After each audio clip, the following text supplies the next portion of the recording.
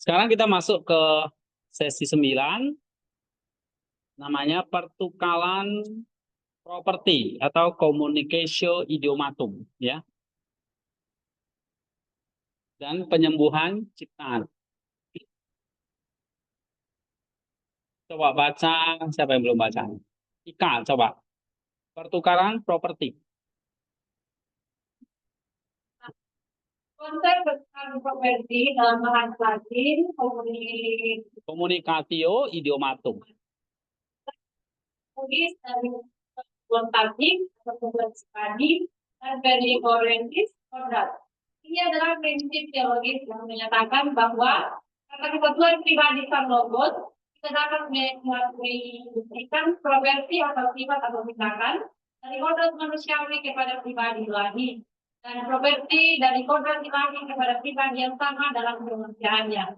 Ini bukan hanya bermain kata, tapi cara untuk mengungkapkan realitas penebusan yang mendalam. Nah, jadi kalau misalnya ya penebusan itu Kristus yang kerjakan ini, ya, kodratnya atau kehendaknya Allah dan manusia ini sempurna, taat. Nah, pertanyaannya ini buat pribadi Kristus. Buat kita manusia gimana? Apa efeknya nih buat kita? Dia nih pribadi yang sempurna, yang taat kepada Bapa. Lalu kita manusia ini apa dampaknya? Nah, Maximus menjelaskan ada namanya communicatio idiomatum. Maksudnya melalui pertukaran properti, maka itu bisa diatribusikan pada manusia. Nah, sekarang gini, pertukaran properti itu apa dulu? Itu adalah konsekuensi logis karena persatuan hipostasis dan perikoresis kodrat tadi. Ya. Artinya apa? Pribadi sang logos mengatribusikan properti itu maksudnya sifat dan tindakannya dari kodrat manusiawinya kepada pribadi ilahi. Dan properti dari kodrat ilahi kepada pribadi yang sama dalam kemanusiaannya. Jadi bisa dioper gitu.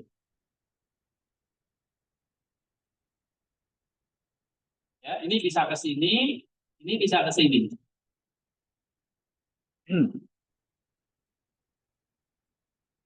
Nah, ini pahami dulu ya. Sekali lagi, ini prinsip teologis yang mengatakan bahwa kesatuan pribadi sang logos, ini kesatuan pribadinya tadi,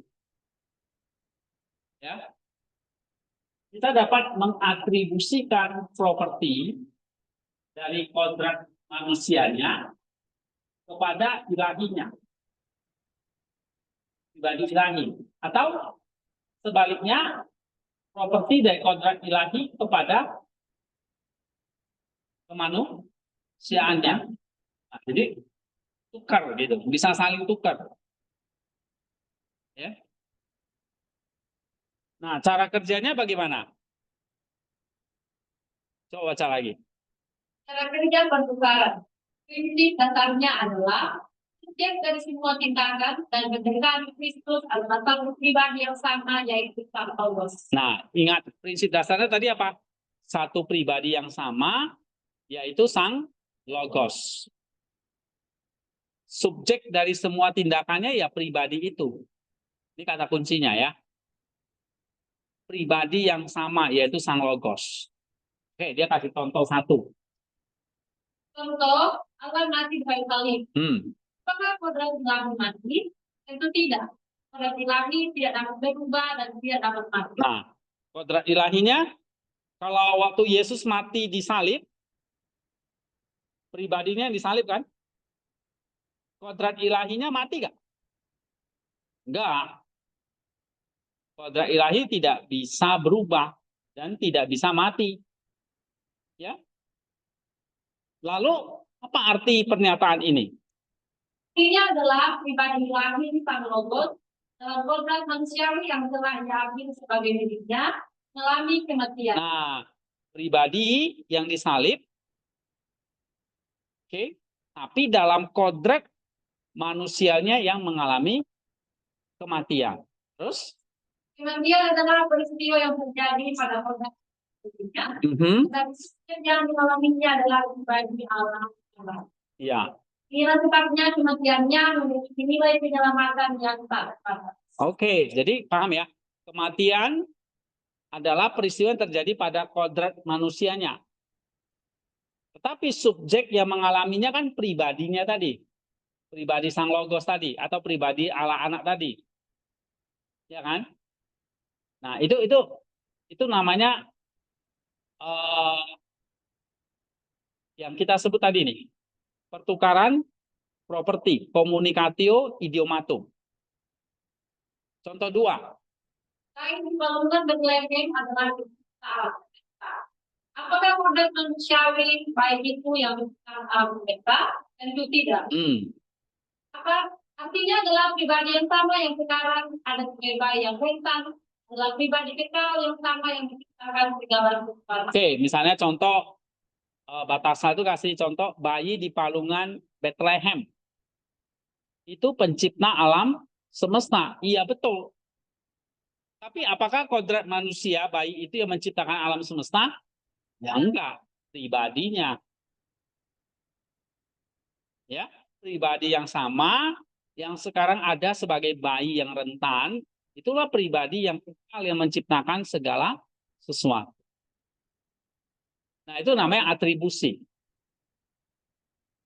Jadi Allah bisa mengatribusi kepada pribadinya. Manusia mengatribusi kepada pribadinya.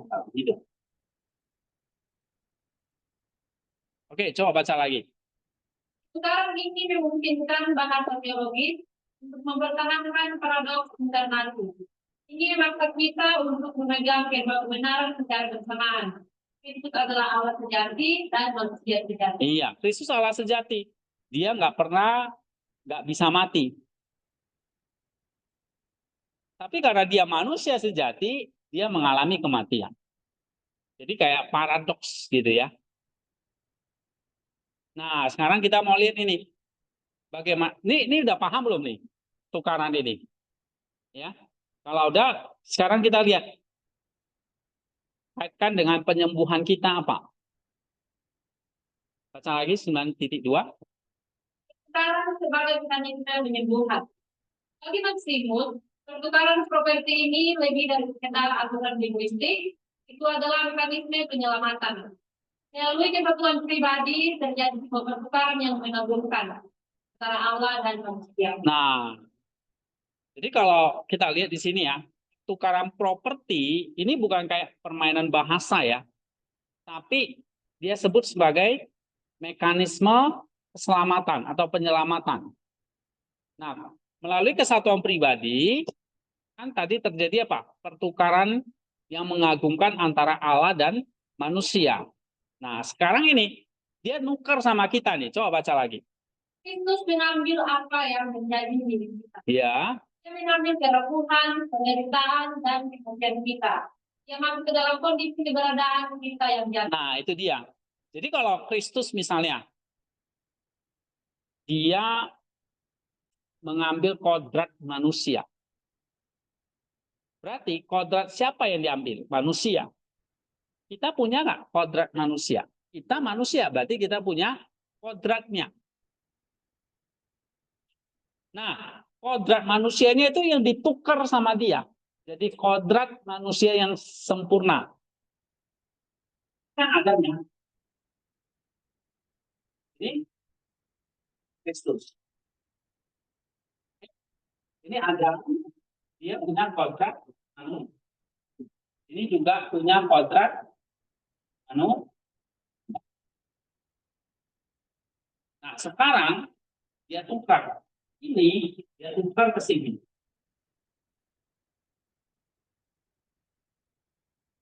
Oke, ini dia tukar ke sini. Jadi Adam, kita lihat keturunan sini ya. Nah, dia tukar kodrat manusia Adam tadi yang jatuh, dia tukar jadi apa? Kodrat manusia yang dipulih. Nah, sekarang kita kan keturunan Adam ini. Berarti kita sekarang mengalami apa? Pemulihan. Jadi Kristus mengambil apa yang menjadi milik kita. Maksudnya dia mengambil kerapuhan, penderitaan, dan kematian kita. Ini kan kodrat Adam jatuh, ini kan rapuh, menderita, mati kan. Nah, dia ambil. Terus dia tukar dengan yang baru. Kodrat manusianya yang baru. Paham? Ya, dia tukar, dia ganti. Tahu ganti kan? Tukar ya. Kamu punya sandal yang jelek. Terus sandalnya dikasih sandal yang baru. Kamu nggak pakai lagi sandal yang jelek itu. Kamu pakai sandal yang baru. Nah, kita pakai tuh kemanusiaan yang baru. Kodratnya baru, kodrat manusia baru. Maka Alkitab mengatakan kita yang lahir itu sebagai manusia baru karena kodratnya baru. Ya. Maka Kristus masuk ke dalam kondisi keberadaan kita yang jatuh. Karena dia mengambil tadi kodrat Adam tadi itu. Kodrat Adamnya Yesus terima dari siapa? Maria. Karena Maria itu keturunan Adam. Dia dapatnya dari kodrat manusia Adam. Tapi dia tukar jadi kodrat manusia Adam yang bah. Nah, mau nggak? Itu namanya pertukaran namanya. Yang kedua, coba baca lagi. Kita menerima apa yang menjadi miliknya. Oke. Pada gantinya yang menawarkan kepada kita partisipasi dalam kehidupan dunia, tapi dunia, keabadian dan kemuliaan. Nah, baru gantinya dia kasih yang baru. Sama kayak tadi. Kamu pakai sandal yang jelek, terus Kristus datang, kasih sandal yang baru. Kamu tanggalkanlah. Ya, kalau di Efesus itu bilang kamu menanggalkan manusia lama. Menanggalkan itu kayak kita mencopot gitu loh. Mencopot baju yang lama, ganti baju yang baru. Nah, itulah kita berpartisipasi dalam kehidupan ilahi. Oke, terus. Baltazar menekankan bagaimana Maximus melihat ini terjadi dalam drama kehidupan Kristus. Oke, terus. Kenyataannya menjadi obat. Dengan secara bebas menerima penderitaan, konsekuensi dosa tanpa berdosa. Kristus mengubah penderitaan menjadi sarana kesucian dan ketaatan. Yang menelan racun dosa dan mengubahnya menjadi obat penyembuh. Nah, ini bacanya pelan-pelan ya. Dalam nih. Misalnya. Tadi dia lahir jadi manusia melalui Maria. Dia ambil kodratnya Adam. Kodrat Adam yang sebelum jatuh ke dalam dosa. Kodrat manusia nih. Oke. Tapi waktu dia hidup di dunia, dia sebagai manusia tanpa dosa ini. Ya kan?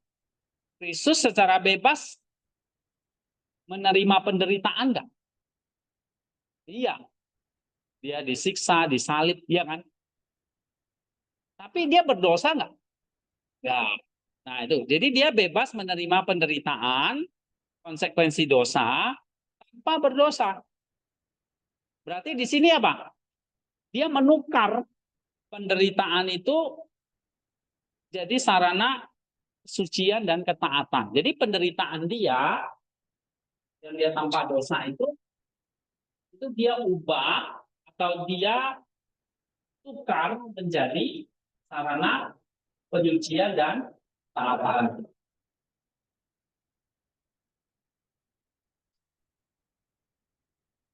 Jadi waktu dia bergumul di Getsemani, ya, mau disalib, itu adalah dia mengubah penderitaan itu menjadi penyucian dan taatan. Dia menelan racun dosa, disalib, racun dosa, diubah jadi apa? Jadi penyembuh. Jadi dia ambil yang kodrat manusia ini kan, dia ambil kalau di sini. Nah, dia ambil kodrat manusia Adam itu, dia ambil, dia sucikan, dia jadikan obat penyembuh.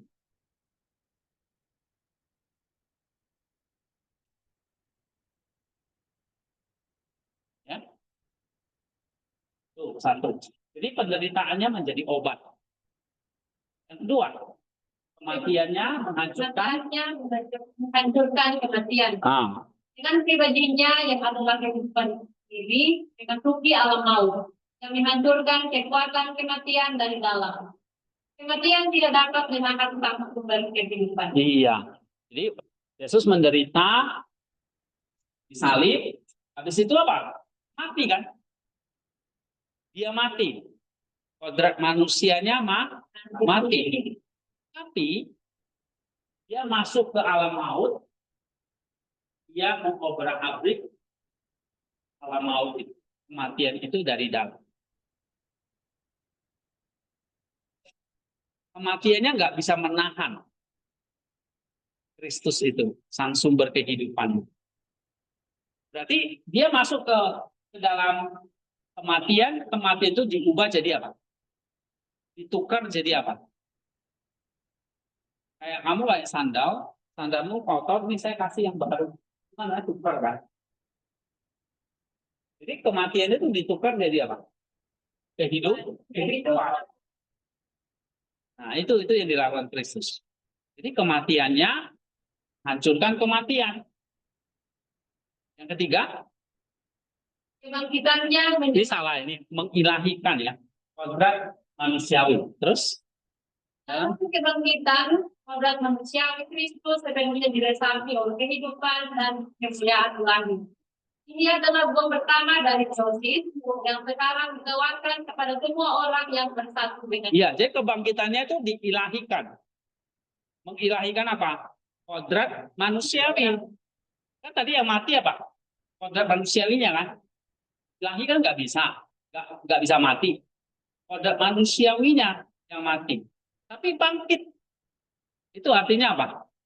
Kebangkitannya membuat kodrat manusia itu jadi apa? Hidup. Jadi diresapi oleh kehidupan dan kemuliaan ilahi.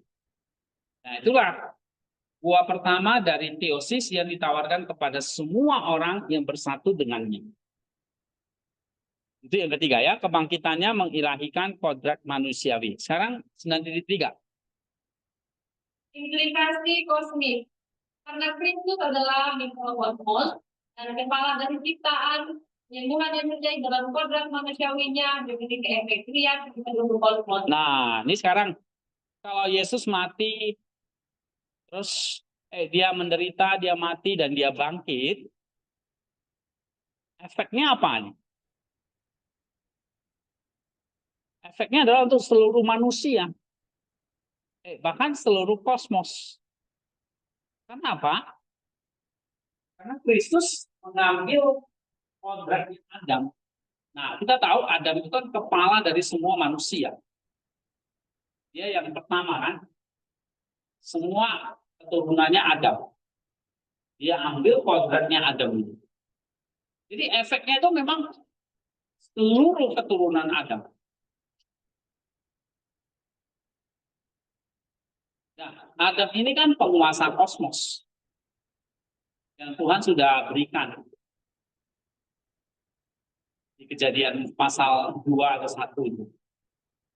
Nah, maka Apa yang dilakukan oleh Kristus ya sebagai mikrokosmos dan kepala dari ciptaan, maka efeknya apa? Penyembuhannya kan terjadi dalam kodrat manusia. Jadi yang perlu disembuhkan itu kodrat manusiawinya ya. Allah nggak perlu disembuh, Allah nggak pernah sakit soalnya. Allah nggak pernah jatuh dalam dosa kan. Jadi Yesus jadi manusia tujuannya menyembuhkan kodrat manusianya. Jadi manusianya mesti taat gitu. Manusia mesti menderita, taat, dan mesti bangkit supaya mengalahkan makhluk itu. Nah, kalau sudah itu terjadi, karena Kristus itu adalah mikrokosmos, kepala dari segala ciptaan, maka penyembuhan yang terjadi dalam kodrat manusianya punya efek riak di seluruh kosmos. Apa itu? Coba baca. Dengan menyembuhkan kodrat manusiawi dan menyediakan prinsip penyembuhan untuk ciptaan yang terhubung dengan manusia. Iya. Jadi kalau kodrat manusianya sembuh, maka ini menjadi kepala atau prinsip penyembuhan untuk seluruh ciptaan yang terhubung dengan manusia. Terus? Pertukaran properti dalam dirinya menjadi model bagi hubungan baru antara Allah dan dunia. Dia sekarang dapat berpartisipasi dalam kehidupan Allah tanpa kehilangan identitasnya sebagai ciptaan. Iya, maka model bagi hubungan yang baru antara Allah dan dunia. Sekarang dunia bisa berpartisipasi dalam kehidupan Allah. Contohnya manusia, binatang, tumbuhan, ya. Sekarang sudah bisa berpartisipasi dalam kehidupan Allah. Terus? Liturgi kosmik yang telah menjadi lagu ratapan karena dosa, sekarang dapat dipulihkan menjadi lagu pujian. Kristus melalui pertukaran yang dilakukan ini telah memberikan kunci baru dan melodi baru kepada ciptaan. Tugas kita sekarang adalah belajar memainkannya. Iya, jadi kayak tadi, kayak 2 minggu lalu kita belajar, kosmos itu kan kayak lagu ya. Sang dirijennya, komposernya siapa? Sang logos itu kan. Nah, waktu jatuh dalam dosa, terjadi fals ini ya kan. Nah, tetapi ketika itu sudah diselesaikan, nah sekarang mulai lagi musiknya. Nah, kita belajar memainkannya lagi. Ya, ini analogi ya. Analoginya dia pakai tadi orkestra itu ya. Terus? Singkatnya, komunikasio idiomatum adalah ekspresi doktrinal dari realitas soteriologis atau penyelamatan yang paling mendalam. Dalam Kristus, Allah dan kemanusiaan telah bertukar tempat sehingga kemanusiaan dapat diangkat ke dalam Allah. Ini adalah inti dari liturgi kosmik yang diperbarui. Iya, jadi Allah kan Adam gantikan sama Adam yang ini. Dulu dirijennya ini dia. Ini gagal. Copot. Ganti yang baru. Nah, dialah yang memainkannya sekarang. Kita belajar ikuti. Kalau dia bilang nada C, ya kita ikut ke C. Jangan kamu ke D, misalnya. Ya. Kalau komposernya, dirijennya bilang nadanya naik, ya kita ikut naik. Nah, kayak gitu kira-kira. Oke. Sekarang kita ke 10 aja. Nah, sekarang 10, kita nih sekarang pemainnya. Tadi komposernya sudah selesai tugasnya. Nah, sekarang kita nih. Kehidupan dalam Kristus, kita namanya ikut berpartisipasi. Jadi kalau Kristus sudah menyelesaikan, menyembuhkan kodrat manusianya, maka efeknya seluruh kosmos. Sekarang kosmos itu sedang pemulihan ini. Ya, nanti finishingnya waktu dia datang lagi. Ini sedang pemulihan semua. Nah, kita diajak untuk ini partisipasi dalam liturgi kosmik. Ya, coba baca siapa belum? Ini. Sania. Bagian 4. Kehidupan dalam setelah merencanakan pendamping psikologis yang kokoh, kemudian menyelesaikan bagaimana manusia dapat sekali secara nyata dan intensi yang telah dicapai oleh Kristus. Terbentuk adalah ladang baru dan kepala tubuh, maka kehidupan itu adalah proses menjadi anggota tubuh tersebut yang hidup dan berfungsi. Ini adalah proses pendewasaan atau evolusi. Teosis, pengilahian maksudnya ya. Nah, kita sekarang diajak, kan dia udah nyediain kontrak nih. Dan kita sekarang, kan kita ini keturunan Adam semua ini kan. Nah, kita lahir masih pakai apa? Kontrak Adam lama. Ini lahir. Lahir fisik.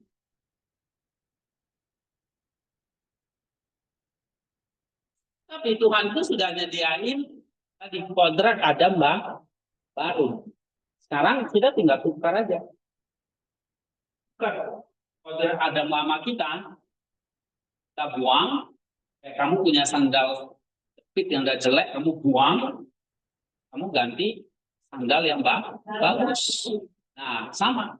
Kita ganti kontrak Adam lama dengan kontrak Adam baru. Kapan? Nah, ini lahir dua. Lahir pertama dari rahim ibu kita. Lahir yang kedua, inilah yang kita sebut dari baptisan.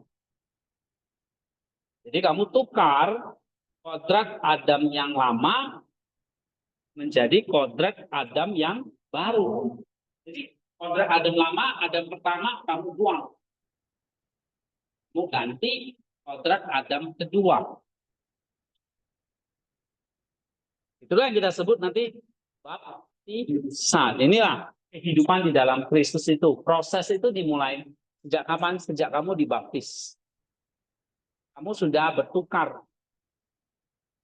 Ya, kodratmu sudah ditukar dengan kodrat Adam yang baru. Coba baca lagi. Konsep kunci kedua. Konsep kunci kedua, teologi menjadi alat melalui Tuhan. Iya. Teologi atau kedewaan adalah konsep sentral dalam teologi ortodoks timur yang merupakan buah dari misi spiritual maksimum. Ini adalah teologi yang sering disalahpahami di Barat, tapi bagi maksimum ini adalah tujuan akhir dari kehidupan manusia dan tujuan dari informasi. Iya, nanti pada akhirnya menurut Maximus, tujuan akhir dari kehidupan manusia itu apa? Mencapai teosis. Ya, nah apa itu teosis? Coba baca lagi. Apa itu teosis? Karena Teos menyebutkannya secara Allah menjadi manusia supaya manusia dapat menjadi Allah. Nah, ini Athanasius terkenal dengan rumusannya ini ya. Allah jadi manusia supaya manusia dapat menjadi Allah, ya. Nah, itu teosis. Terus Maximus mengelaborasi makna dari penciptaan yang berarti. Teosis bukanlah menjadi Allah secara evolusi. Kita tidak akan pernah atau ontologis ya. Kamu baca yang benar dong. Jangan dikorupsi. Terus kita tidak akan pernah menjadi sebagai contoh dalam perbedaan antara kita dan makhluk tidak pernah dilakukan. Ini adalah perlindungan maksimum terhadap materi itu. Nah, teosis itu bukan manusia jadi Allah secara esensi atau secara ontologinya. Enggak pernah. Kita tetap jadi manusia. Kita tidak akan pernah menjadi pribadi keempat di dalam Allah Tritunggal. Jadi ada Bapa, Putra, Anak, terus manusia gitu, enggak. Ya. Atau ada Allah keempat gitu. Tetap ada perbedaan antara pencipta dan makhluk itu tidak pernah bisa dihapus. Jadi kita bukan jadi panteisme ya. Panteisme itu kan semua Allah, nanti semuanya jadi Allah gitu. Itu panteisme ya, misalnya konsep Hindu, Buddha itu panteisme. Kekristenan nggak ngajarkan itu. Allah itu ya Tritunggal itu doang, nggak ada yang lain. Oke, terus? Teosis adalah partisipasi dalam energi yang ilahi melalui nama. Nah, teosis itu kita diajak partisipasi. Tahu artinya partisipasi? Iya, ikut serta, ambil bagian di dalam energinya, bukan dalam kodrat atau esensi, tapi dalam energi melalui anugerah atau rahmat. Ya, terus? Ini adalah perbedaan energi yang kemudian dikembangkan oleh teori halaman antara energi Allah yang sangat terjangkau dan energinya. Tapi kita damai cahaya kebahagiaan dan yang dapat dikomunikasikan dan melalui oleh kita. Iya, ibaratnya kita tuh menjadi dewa, dewa dalam pengertian menjadi ilah gitu ya, bukan menjadi melalui rahmat apa adanya Allah melalui kodrat, tapi kita diangkat menjadi anak. Jadi kita jadi Allah melalui rahmat, bukan melalui kodrat. Kodrat kita tetap manusia, tapi kita menjadi Allah melalui anugerah. Ya, dengan kata lain kita menjadi anak-anak angkat Allah, berbagi dalam kehidupan putra tunggalnya. Nah, ini analogi lagi, coba baca. Kedua, batang besi yang dimasukkan ke dalam api, analogi perikloresin. Lagi, batang besi itu berpartisipasi dalam energi api, panas dan cahaya. Dan mengambil sifat-sifatnya, ia bersinar dan membakar seperti api. Namun dia tidak pernah berhenti menjadi besi secara intensif. Demikian pula dalam teosis kita diresapi oleh kehidupan ilahi. Mengambil sifat-sifat ilahi, pasti kekudusan, tapi kita tetap menjadi manusia secara intensif. Iya, contohnya kayak tadi ya, besi yang dipanaskan tadi, ya besi tetap jadi besi, dia nggak berubah jadi api.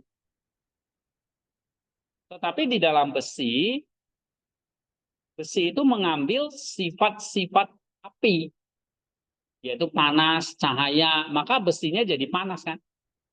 Terus cahaya kan, misalnya berwarna merah gitu kan. Nah, itu artinya besi itu berpartisipasi dalam energi api. Contohnya kayak kita panasin besi itu, lama-lama besi itu jadi panas karena menyerap energi api tadi kan. Kemudian dia membara. Kenapa? Karena ada cahaya yang diserap. Sama kayak manusia juga begitu. Kita tetap jadi besi, tetap jadi manusia, cuma kita bercahaya. Ya, cuma kita bisa bercahaya, kita bisa mengeluarkan panas gitu. Maka nggak heran Alkitab mengatakan nanti kita akan menjadi makhluk cahaya. Ya, misalnya coba kita baca Matius 13 ayat berapa itu?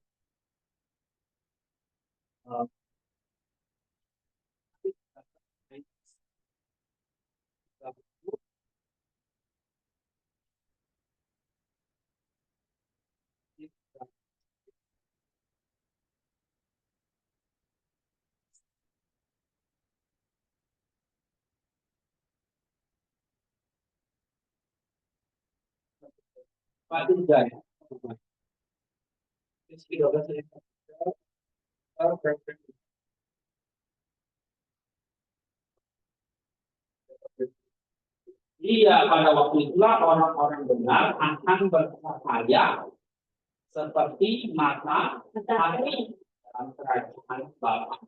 Bercahaya itu matahari. Kalian sering lihat matahari ya, bercahaya. Jadi kita orang benar itu akan bercahaya. Nah, analoginya itu seperti besi tadi. Besi yang dipanaskan mengeluarkan cahaya. Jadi kita itu mengalami teosis itu seperti itu. Kita meresap energi-energi ilahi itu seperti api tadi melalui anugerah tadi. Sehingga gak heran kita bisa bercahaya gitu. Itulah yang disebut dengan teosis.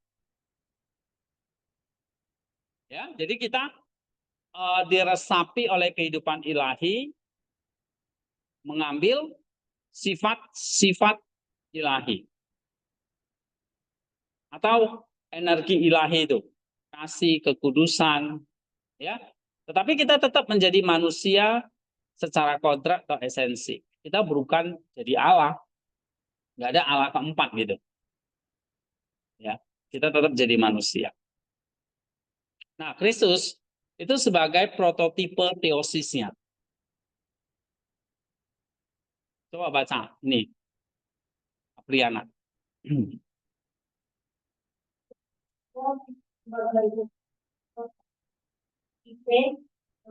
Iya.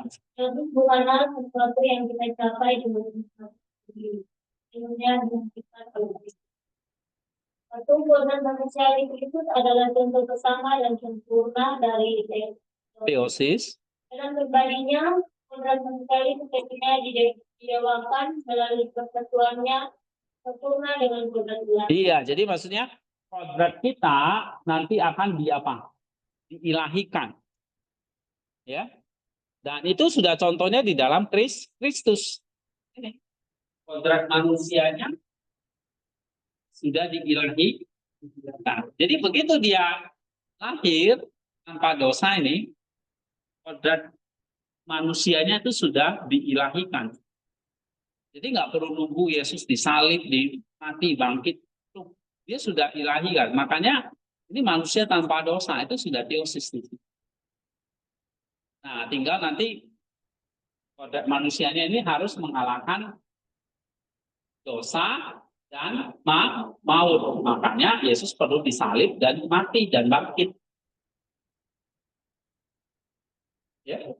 Terus melalui persatuan kita dengan Kristus atau melalui iman, baptisan dan Ekaristi, kita dicampurkan ke dalam kemanusiaannya yang telah didewakan. Kita dimulai berpartisipasi dalam proses yang. Nah, maka tadi saya bilang melalui iman, baptisan, dan ekaristi kita dicangkokkan ke dalam kemanusiaannya yang sudah mengalami teosis. Jadi kapan kita mendapat kodrat Adam yang baru ini? Paulus bilang dicangkokkan melalui apa? Iman, baptisan, dan ekaristi. Terus Roh Kudus. Roh Kudus adalah agen yang menerapkan teosis dan kehidupan kita menjadi kita menjadi seperti kita. Nah, Roh Kudus yang mengerjakannya. Ya, Roh Kudus yang menyalurkan itu. Menyalurkan apa tadi? Anugerahnya. Tanggung jawab kita iman. Roh Kudus yang menyalurkan, yang membawa kodrat Adam itu dia tukar. Jadi Adam yang baru itu Roh Kudus. Maka disebut sebagai agen yang menerapkan teosis dalam kehidupan kita.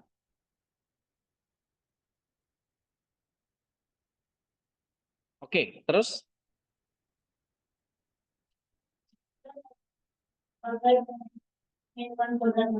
Iya. Jadi untuk menjelaskan bahwa teosis bukan atau kekayaan dari kemanusiaan. Sebaliknya ini adalah penyembuhan dan penyempurnaan tertinggi dari kodrat manusiawi. Kita diciptakan menurut logos kita yang berakar pada Sang Allah. Jadi seperti Allah berarti menjadi diri kita yang paling esensi. Oke, terus? Dalam teosis, kehendak kita tidak dihapus, tetapi diselaraskan secara bebas setiap Allah seperti kehendak manusia itu. Iya, jadi apa yang terjadi kalau misalnya ini, ya, kita sudah beriman, lalu dibaptis, lalu sudah ikut ekaristi, Artinya kita sudah bertukar nih. Kita sudah mengambil kodrat Adam yang baru. Maka tugas kita apa? Bagaimana ini? Kan kalau kita udah ambil kodrat Adam yang baru, nah sekarang tugas kita pertarungan kehendak ini tadi. Gimana sekarang kehendak ekonomiknya itu diselaraskan dengan kehendak Allah. Nah, itu tugas kita sekarang. Menyelaraskan apa? Kehendak kita. Karena di dalam teosis, kamu tetap jadi manusia seutuhnya, bukan jadi robot. Kalau jadi manusia seutuhnya, ya kamu tetap punya kehendak. Cuma kamu harus tahu, kehendakmu adalah selaras dengan kehendak Allah. Kenapa? Karena dalam Roma pasal 6 itu, kalau kita bahas lagi, kamu sudah mati bagi dosa. Ya kan? Coba lihat Roma pasal 6. 1 dan 2. Coba baca.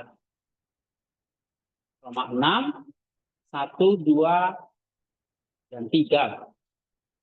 Sedemikian apakah yang hendak kita katakan, bolehkah kita bertekun dalam dosa, supaya semakin bertambah kasih karunia itu, kali-kali tidak, bukankah kita telah mati bagi dosa, bagaimanakah kita masih dapat hidup di dalamnya, atau tidak tahukah kamu bahwa kita semua yang telah dibaptis dalam Kristus, telah dibaptis di dalam kematiannya?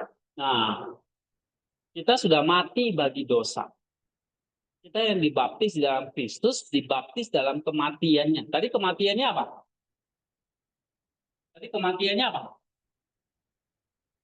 Kematian Kristusnya itu apa tadi? Iya kan? Kematiannya mengalahkan dosa kan? Taat tadi kan? Nah, berarti kalau kita udah mati bagi dosa, kita udah bertukar. Orang Kristen itu kalau udah dibaptis, dia udah bertukar. Dia udah menentukan Adam yang lama jadi Adam yang baru. Nah, sekarang kamu bukan keturunan Adam yang lama lagi, keturunan Adam yang baru, kamu sudah tukar gitu. Jadi artinya tukar itu kamu sudah mati bagi dosa.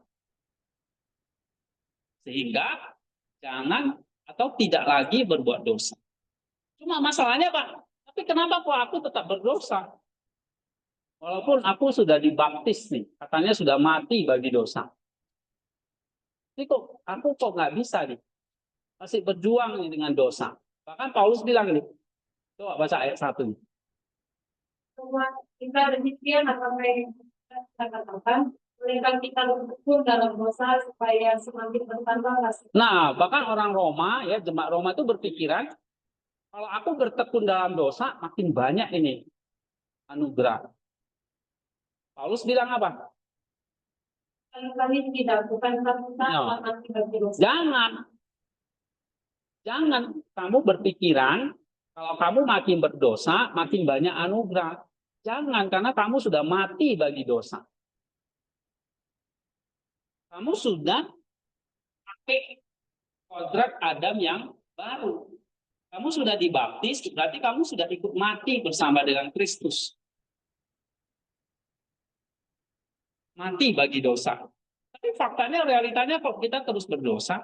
Bahkan salah paham lagi, dikiranya makin berdosa makin banyak anugerah. Kenapa?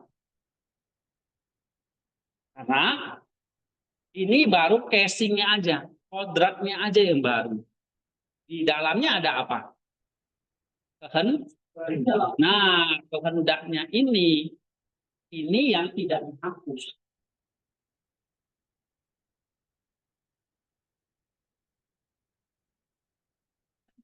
Ya, kehendaknya ini yang tidak dihapus.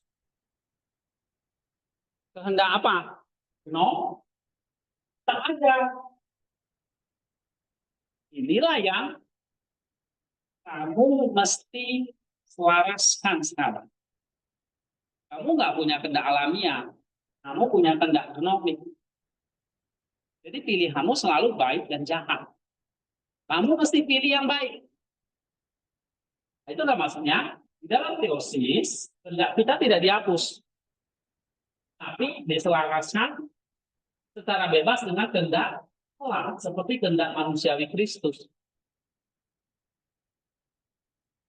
Paham nggak? Nah, ini yang menjadi partisipasi kita. Kita sekarang menyelaraskan kehendak genomik kita dengan kehendak Kristus atau kehendak Allah. Terus di dalam kodrat itu ada apa lagi tadi? Nih, baca. Ada kehendak, terus ada emosi dan hasrat. Emosi itu kayak perasaan. Jadi ada dalam kodrat itu ada namanya 3 ya. Kehendak, itu telema, lalu ada perasaan atau emosi, dan ada keinginan atau hasrat. Itu juga nggak dihapus, tidak dimusnahkan, tapi dimurnikan dan diarahkan pada tujuan yang benar. Nah, jadi perjuangan kita itulah bagaimana ya kehendak kita, emosi kita, hasrat kita itu selaras dengan, nah, itu yang nggak gampang. Tapi kamu pasti tahu, siapapun yang sudah dibaptis di dalam Kristus, dia sudah mati bagi dosa. Namanya mati kan udah nggak bisa bergerak kan? Mati itu ya udah mati, nggak bisa diapa-apain lagi.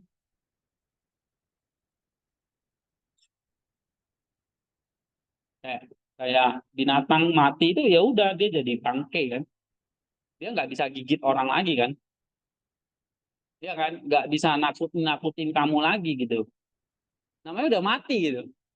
Nah, Paulus bilang kamu sudah mati bagi dosa, berarti ya sudah, dosa itu nggak bisa nakutin kita lagi gitu, kita udah mati soalnya. Nah, cuma masalahnya adalah ini tadi, di dalam teosis tadi Allah nggak menghapus kehendak, emosi, dan hasrat kita. Karena itulah kodrat manusia yang sejati. Kalau itu dihapus, kehendaknya dihapus, hasratnya dihapus, jadi manusia itu kayak apa ya? Robot AI aja. Ya kan? Kayak sekarang remote control aja gitu. Nah, itu bukan manusia lagi, tetapi robot. Oke, terus. Itu udah. Bahkan menjadi pemani yang disediakan. Iya, jadi bukan hanya kehendak, emosi, hasrat ya, bahkan tubuh ini. Jadi kalau kehendak, emosi, hasrat itu jiwa namanya. Tapi bukan hanya jiwa aja yang harus nanti selaras dengan Kristus, tubuh kita juga nanti berpartisipasi melalui kebangkitan. Ya, maka ada kebangkitan tubuh menjadi tubuh rohani. Terus itu adalah bentuk umum hidup atau dan berlanjut hingga keabadian, di mana kita secara bertahap dimasukkan ke dalam gambar Kristus. Ini adalah tujuan dari semua praktik spiritual, semua doktrin, dan semua kehidupan sakramental. Ini adalah cara kita secara aktif bergabung dalam Kristus, membiarkan energi ilahi mengubah kita sehingga kita dapat menyanyikan keadaan kita dengan sempurna dalam simfoni album kita. Iya. Jadi teosis itu proses seumur hidup. Ya, sejak kamu nanti dibaptis, kamu mulai proses itu. Sampai nanti dalam kehidupan keabadian. Gak pernah berhenti. Nah, kita yang masih hidup di dunia ini sekarang, ya, kita sedang mengerjakan tadi proses teosis itu.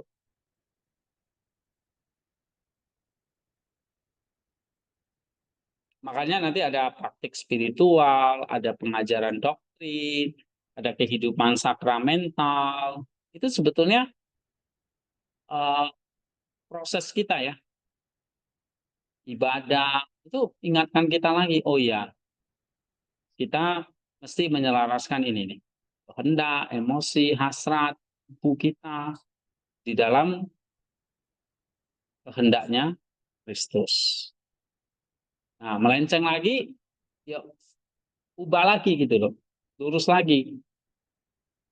Melenceng lagi, lurus lagi. Melenceng lagi, lurus lagi. Jangan melenceng terus sampai kamu nanti masuk jurang. Ya. Nah, itu proses seumur hidup. Nah, maka di dalam mencapai itu, ya, dalam mencapai teosis tadi, ada 3 tahap kehidupan spiritual. Ada praksis, teoria, dan teologia. Nah, ini jalannya atau prosesnya, proses teosisnya itu. Praksis, teoria, teologia. Ya. Oke, nanti kita sambunglah minggu depan. Ya. Atau ada pertanyaan? Nah, kalian jawab pertanyaan refleksinya.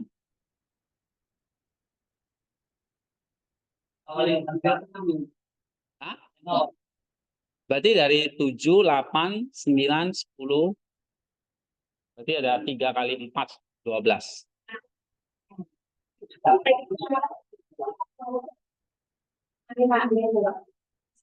Ya. Ya, tinggal nyalin aja di sini. Jadi ini, perbedaan penting esensi Allah dan energi Allah. Apa perbedaannya? Perbedaan penting antara esensi Allah dan energi Allah. Esensi Allah itu apa?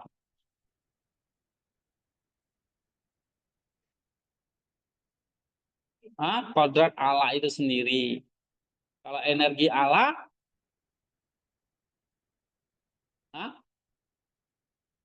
energi Allah itu apa? Apa bedanya? Esensi dan energi. Kan tadi udah dijelasin di atas. Nah, ini.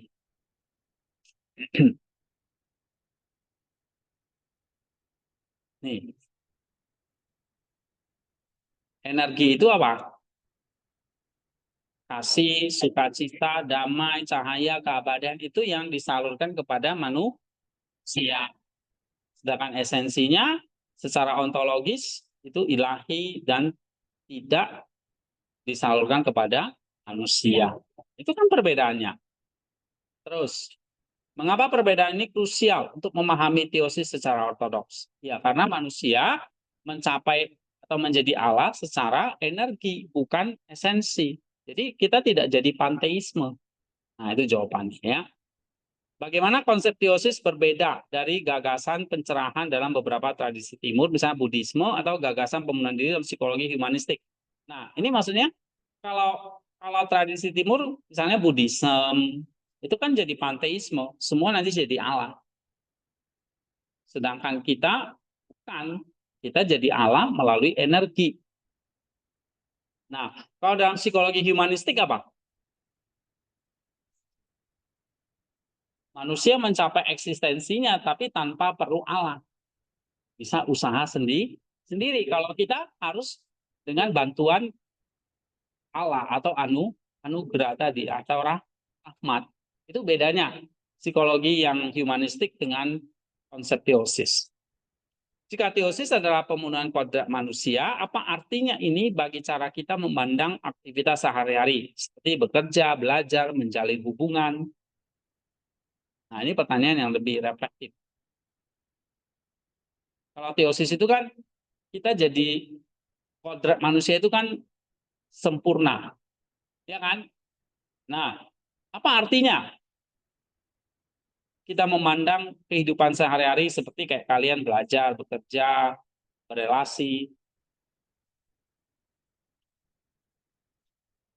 Maksudnya apa artinya kamu belajar ini Relevansinya dengan kehidupan sehari-hari apa?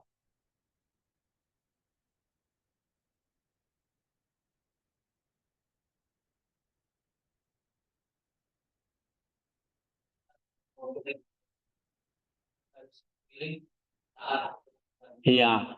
Ya, aktivitas kita sehari-hari itu bagian dari proses teosis.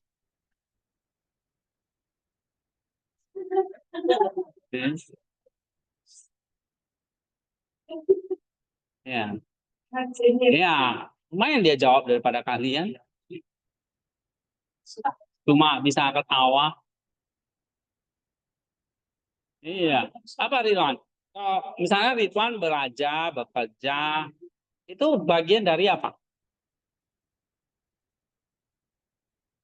Hah, Ridwan? Kamu kamu misalnya nih duduk di kelas saya nih belajar, terus itu sebetulnya bagian dari apa? Proses proses apa? Nggak bisa jawab. Proses teosis. Artinya apa? Kalau itu proses teosis.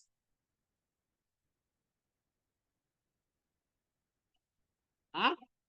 Proses teosis itu maksudnya apa? Kamu sedang tadi bagaimana kamu belajar ini dalam hal waktu kamu belajar kan pakai apa? Kehendak ya, pakai keinginan, hasrat, pakai emosi. Nah, bagaimana itu semua diselaraskan dengan kehendak Allah. Jadi belajarnya yang benar, maksudnya yang taat gitu. Apapun ya, misalnya di sini aktivitas kita sehari-hari itu adalah bagian dari proses teosis. Nah, gampang kan jawabnya?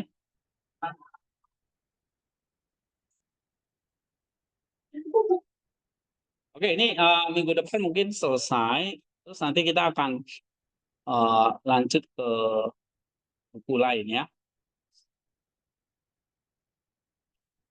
Ada 11, 12, kemudian 13. Ya, mungkin minggu depan bisa selesai nih ya. Ini belum nih, ternyata masih ada eskatologi sampai 17 ya. Oke, isi panjang.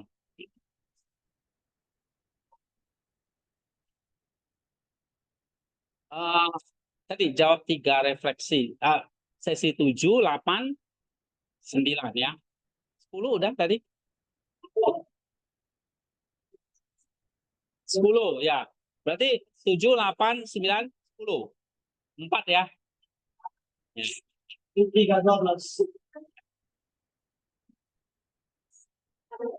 Oke, kita berdoa. Minta kita berdoa. Oke.